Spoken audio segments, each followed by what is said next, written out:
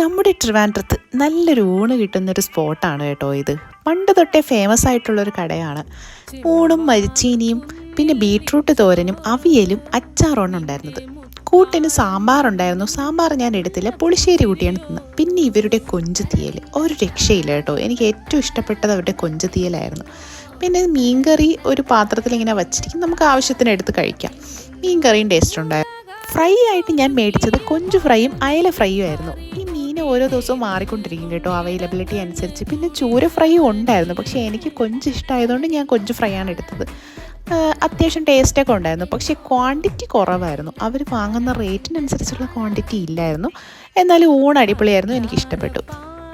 Location വരുന്നത് നമ്മുടെ ട്രിവാൻഡ്രം വഞ്ചിയൂരുള്ള നാടൻ കടയും വീട്ടിലെ ഊണുമാണ് കേട്ടോ. വീഡിയോ ഇഷ്ടമായ ലൈക്ക് ചെയ്യാനും കമൻറ്റ് ചെയ്യാനും സബ്സ്ക്രൈബ് ചെയ്യാനും മറക്കരുത്.